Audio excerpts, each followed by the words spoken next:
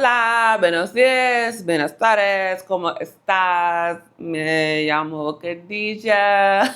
I'm working on my Spanish, y'all. Hey, so I just want to make a quick video on how or why Mexico should be your first travel destination as a solo traveler. And I know we're like, oh, girl, you stay there, you're comfortable. But I'm here for a reason because I felt so comfortable traveling by myself. I felt even more comfortable living here by myself. One of the reasons why I feel that Mexico is a great destination for your first solo trip is because the close proximity to most places in the United States. Two, you're going to get the most money for your money. You're going to get the most pesos for your USD.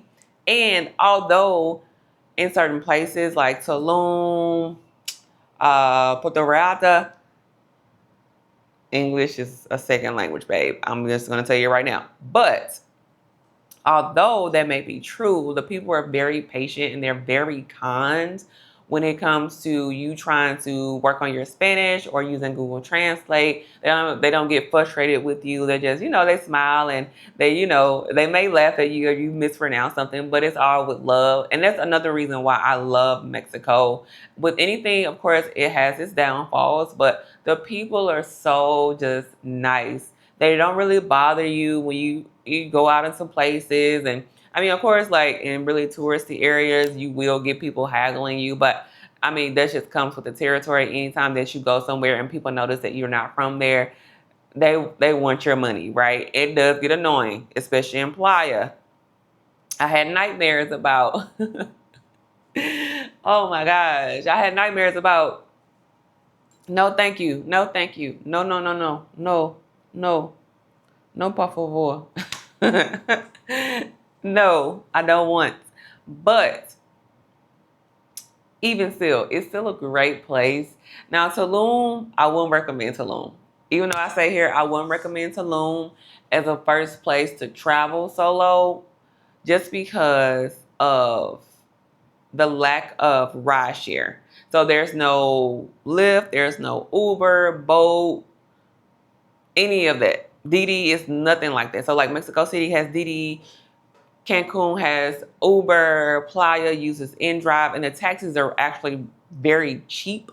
Well, not really cheap, but cheaper in Playa. So I say that for a couple of reasons. Because we all know that sometimes the police, they do take advantage of people who are not from here.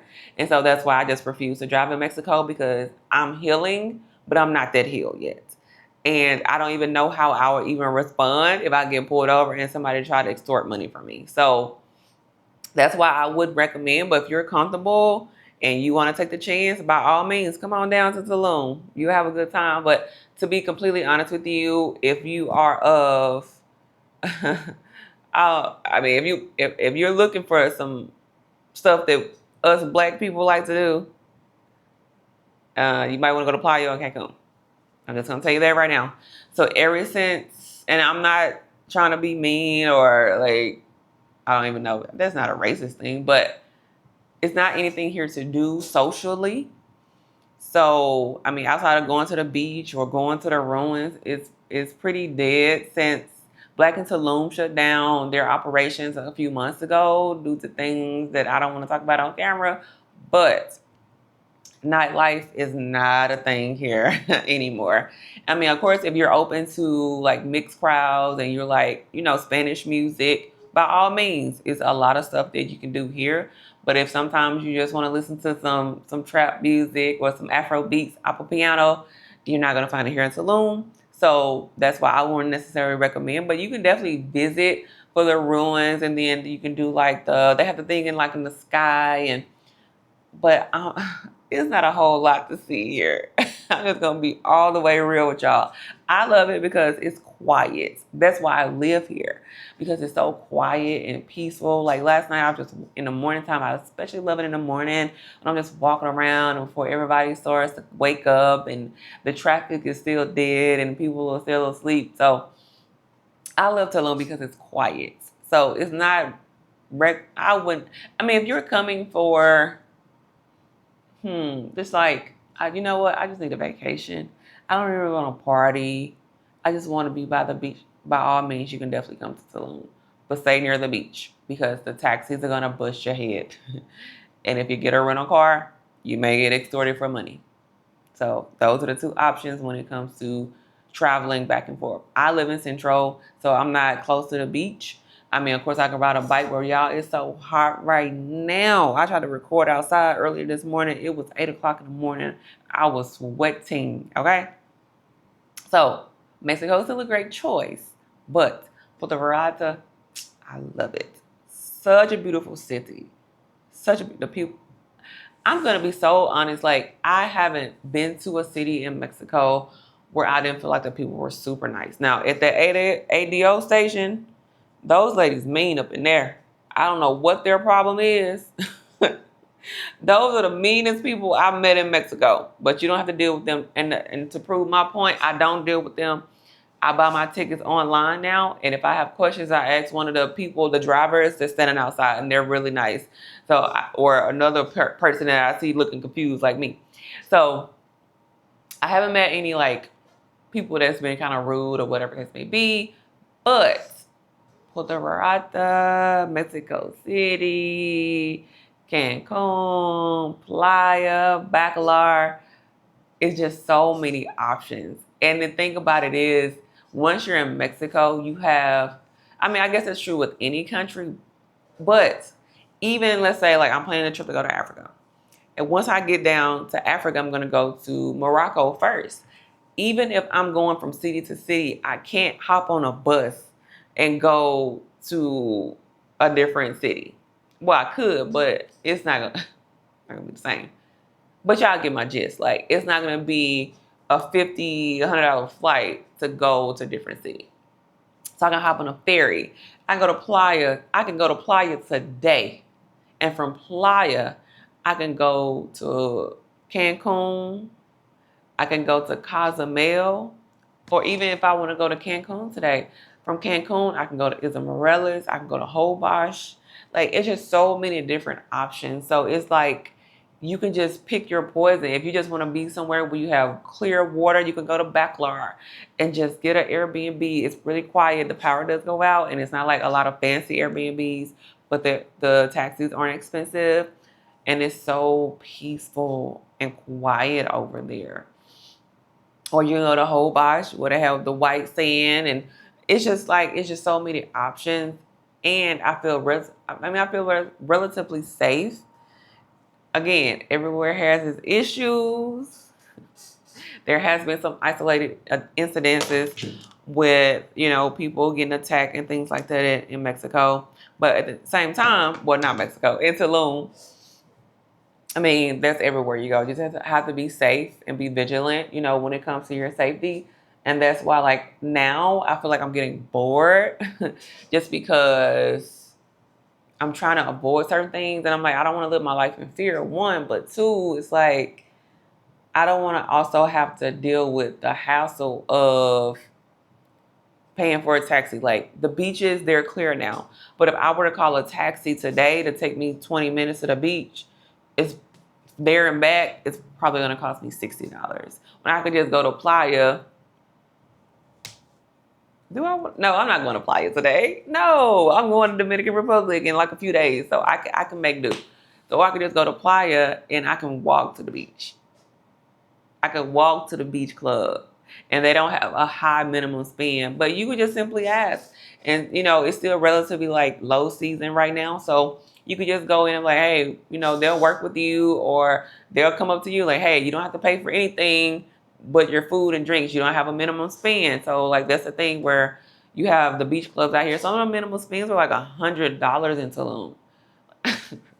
And then they're making it where the public beaches are becoming private. So it's just a whole bunch of mess here in Tulum. I'm not going to hold y'all, but I would still recommend Mexico as a first choice just because so many options. And then if you know anything about Mexico, it's not going to be like too much of a culture shock. So it's just enough where it does allow for some moments of being uncomfortable. So like when you're trying to navigate the bus system, or you're asking for directions, or you're asking for help and the person really doesn't speak English and you don't speak Spanish. So it does allow you to be in those moments where you are going to grow and learn from it, but it also makes you more comfortable with being on your own, being in a different country, being in a different culture, the way they do things, you know, how they operate and how they move. So I definitely would recommend Mexico 1000% as a first destination. Even if you're looking to move abroad, Mexico is definitely, it's it. And I'm just saying that because I stay here for a reason, but time has flown by. The food is fresher, the food is cheaper, especially with everything that's going on in America. Like, I know we always get, you know, some negative comments when people are like, well, oh, you're making USD and you're not making pesos and you're spending USD. And I get that. It's people who come here and they're spending euros. So why are y'all always complaining about Americans? Like, that's a whole nother topic for another day. But you're going to get the most for your money in Mexico. And I don't even know how else. I mean, everything about it, of course. You can't flush it. The tissue paper, it gets extremely hot. The electricity is expensive, so you can't run your air conditioner all the time. So that's long term. But if you're in an Airbnb, run that air up. But they will always check the house rules, because they will tell you your allowed amount sometimes. Like, hey, if you go over this amount, you may get charged 5 pesos per kilowatt or something like that. They have to be upfront with you. They just can't be like, oh, you went over your electricity, this is what you owe us. So no, make sure you read the house rules. Even you have to double verify when you're talking to the host, like, hey, I'm interested in booking. Is there any other fees for electricity? Whatever. Because it is so hot. Like, we have mini splits. And so it's not like Central Air where it's like keep the place cool, and then so you kind of have to monitor it. But I don't even run the air all the time. And the air and then they charge you every 2 months. So that could be a good thing if you're like low consumption, but it can be a bad thing if you're running that shit up. And it's $300 for your light bill. It's like, okay. But, I mean, that's neither here or there. That's a different topic for a different day, y'all. Once I leave, I'm going to tell y'all all of my dislikes, but I want to keep it. No, but actually, I don't really have a lot that I just dislike. Actually, not a lot. I think it's more so of like my landlord, things that I'm dealing with just on my own. That's kind of making me like. But of course, I don't hold that against Mexico. I feel like I will come back, but I won't come back to Tulum. I will, if I want to stay long term, I will be staying somewhere else in Mexico. Maybe Merida or Puerto Vallarta. They have Uber there. I think Uber or Didi or both.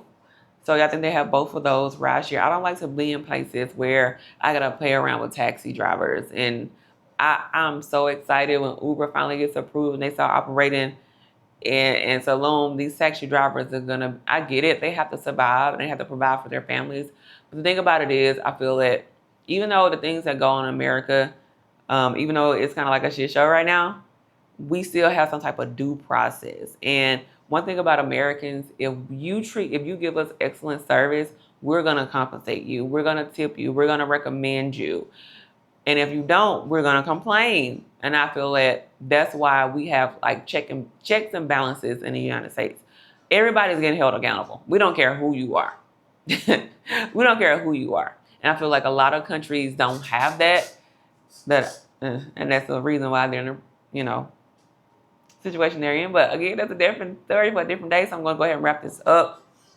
So just to recap, it's going to be the most for your money, safety, proximity to the States, cost of the tickets, cost of accommodations, like hands down, the best place to come is a first solo trip. So if you have any questions, comments, or concerns, go ahead and leave them in the comments down below. Go ahead and hit the like, subscribe, all of that good stuff. Until next time, I'll see y'all later.